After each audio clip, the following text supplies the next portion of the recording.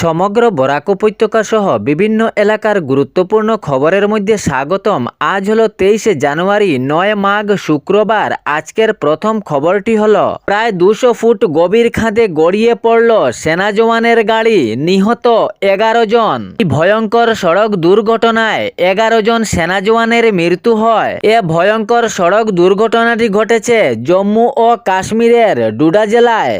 জানা গিয়েছে গাড়ির নিয়ন্ত্রণ হারিয়ে এরকম অঘটন ঘটেছে।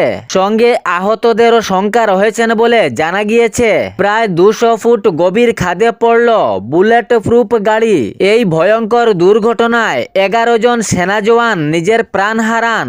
জানা গিয়েছে বুলেট প্রুফ গাড়িতে 17 জন সেনা জওয়ান ছিলেন, কিন্তু গাড়ির নিয়ন্ত্রণ হারিয়ে প্রায় 200 ফুট গভীর খাদে পড়ল এই গাড়িটি এবং 11 জন সেনা জওয়ানের মৃত্যু হয়। ঘটনাটি জম্মু ও কাশ্মীরের ডোডা জেলায় বাদেরওয়া ও চাম্পা এলাকায় ঘটেছে। তবে এ ঘটনার খবর পেয়ে উদ্ধারকারী দল উদ্ধার কাজে ব্যস্ত হন এবং আহতদের সঙ্গে সঙ্গে নিকটবর্তী হাসপাতালে নিয়ে যান। এর পরবর্তী খবরটি হলো ভোটার তালিকায় পরিকল্পিতভাবে প্রকৃত ভোটারদের নাম কর্তন করার চেষ্টা। আন্দোলনের ডাক কালাইন কংগ্রেসের।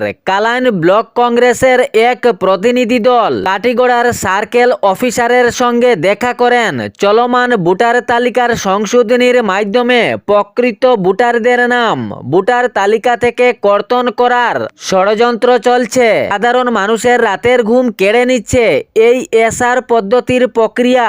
যাহারা প্রকৃত ভোটার রয়েছেন তাহারা হেনস্থার শিকার হচ্ছেন। সাধারণ জনগণের মুখের হাসি বিলীন হয়েছে। সাধারণ জনগণের মধ্যে আতঙ্কের সৃষ্টি হয়েছে। এসআরের মাধ্যমে এই সমস্ত বিষয় উল্লেখ করে প্রতিনিধিরা এক বিশেষ আলোচনা করেন কাটিগড়া সার্কেল অফিসারের সঙ্গে।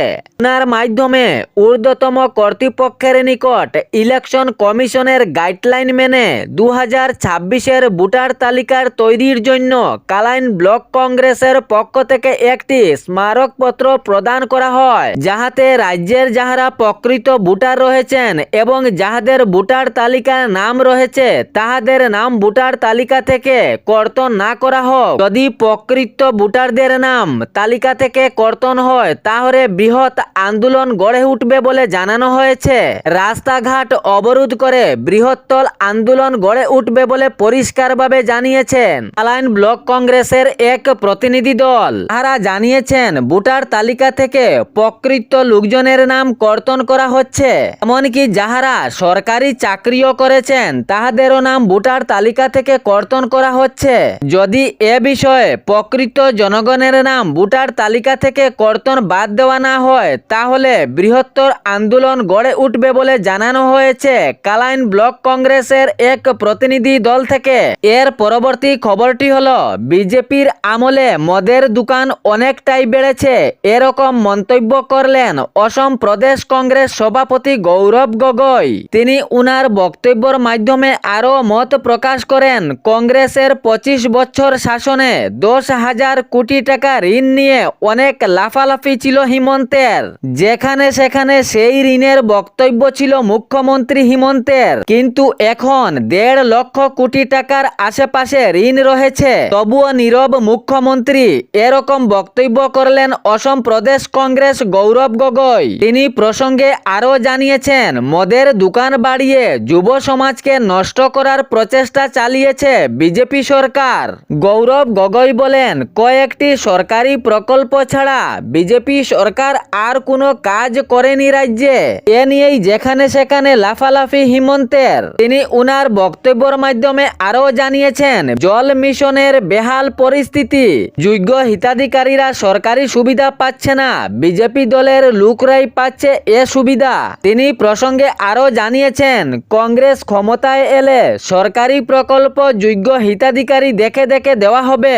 প্রত্যেক যোগ্য হিতাধিকারীরা সরকারি প্রকল্পের সুবিধা পাবেন, এমন এই মত প্রকাশ করলেন অসম প্রদেশ কংগ্রেস সভাপতি গৌরব গগৈ। এর পরবর্তী খবরটি হলো অসমের মুখ্যমন্ত্রী ডক্টর হিমন্ত বিশ্ব শর্মা জানিয়েছেন যাহারা অবৈধভাবে ভোটার তালিকায় নাম রেখেছেন তাহাদের এই নাম কর্তন করা হচ্ছে। যাহারা রাজ্যের প্রকৃত ভোটার রয়েছেন তাহাদের সবজনের এই নাম ভোটার ভোটার তালিকায় থাকবে। সঙ্গে তিনি আরও জানিয়েছেন, আমি সকলকে সমানভাবে সরকারি প্রকল্প দিয়েছি। কেহ যদি বলে বিজেপি দলের সব কর্মকর্তারা এই সুবিধা লাভ করেছে, তবে এটি 26-এর বিধানসভা নির্বাচনকে কেন্দ্র করে বলা হচ্ছে। রাজ্যের জনগণ ভালোভাবেই বুঝতে পেরেছে বিজেপি সরকার জনগণের জন্য কি কাজ করেছে। রাস্তাঘাট সহ সরকারি প্রকল্পের অনুদান, বিভিন্ন ধরনের সরকারি প্রকল্প এই বিজেপি সরকার জনস্বার্থের কাজের জন্য করেছে। বিরোধী দলের বলার কোনো জায়গা নেই, মন গড়ন্ত করে এখন বলতে শুরু করেছে। কিন্তু এ বিষয়ে রাজ্যের জনগণ ভালোভাবেই বুঝতে পারছেন বিজেপি সরকার জনস্বার্থে কতগুলো কাজ করেছে। বিনা টাকায় সরকারি চাকরি দিয়েছে এ বিজেপি সরকার। যাহাদের স্বপ্ন ছিল সরকারি চাকরি, এই স্বপ্নটি পূরণ করেছে বিজেপি পার্টি। তিনি বক্তব্যের মাধ্যমে আরো মত প্রকাশ করেন, 26-এর বিধানসভায় যদি বিজেপি রাজ্যে আবার সরকার গঠন করে, তাহলে জনগণের স্বার্থের জন্য অনেকটা কাজেরই পরিকল্পনা রয়েছে।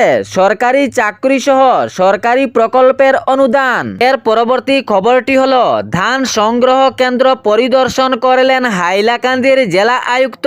গতকাল জেলা আয়ুক্ত বোয়ালিপাড়ে ধান সংগ্রহ কেন্দ্র পরিদর্শন করেন এবং চলমান সংগ্রহ কার্যক্রম পর্যালোচনা করেন। পরিদর্শনের সময় জেলা আয়ুক্ত আধিকারিক, কৃষক ও মিল মালিকদের সাথে মত বিনিময় করেন এবং ধানের গুণগত ওজন পদ্ধতি ও অর্থ পরিশোধ প্রক্রিয়া মূল্যায়ন করেন। সুষ্ঠু, স্বচ্ছ ও সময়োপযোগী সংগ্রহ নিশ্চিত করার জন্য প্রয়োজনীয় নির্দেশ প্রদান করেন। এর পরবর্তী খবরটি হলো, মরিগাঁওয়ে পুলিশের হাতে আটক 5 কুখ্যাত সাইবার অপরাধী। মরিগাঁও অপরাধ শাখার অতিরিক্ত পুলিশ সুপার সমীরণ বৈশ্যর নেতৃত্বে বুধবার রাতে লাহুরিঘাট এবং ময়রাবাড়ি এলাকা থেকে সাইবার অপরাধের বিরুদ্ধে অভিযান চালিয়ে 5 জন সাইবার প্রতারককে আটক করতে সক্ষম হন। ধৃত সাইবার প্রতারকরা হলো আজহারুল ইসলাম, বাহারুল ইসলাম, মাহমুদ হোসেন, রাকিবুল রহমান এবং রিয়ানুজ্জামান। ধৃত সাইবার প্রতারকের কাছ থেকে 60টি মোবাইল ফোন, 6টি ডেবিট কার্ড, 2টি চেকবুক, 1টি পাসপোর্ট, 2টি ব্যাংক পাসবুক, 1টি প্যান কার্ড এবং 10টি আধার কার্ড বাজেয়াপ্ত করেছে পুলিশ প্রশাসন। তবে এ বিষয়ে পুলিশ প্রশাসনের তদন্ত অব্যাহত জারি রয়েছে। এ ছিল বরাক উপত্যকা সহ বিভিন্ন এলাকার গুরুত্বপূর্ণ খবর। এরকম নিত্য নতুন খবর পাওয়ার জন্য চ্যানেলটি সাবস্ক্রাইব করে রাখবেন এবং ভিডিওটি লাইক করে শেয়ার করতে ভুলবেন না, যাতে সঠিক সংবাদগুলো অন্যজনের কাছে পৌঁছায়। ধন্যবাদ।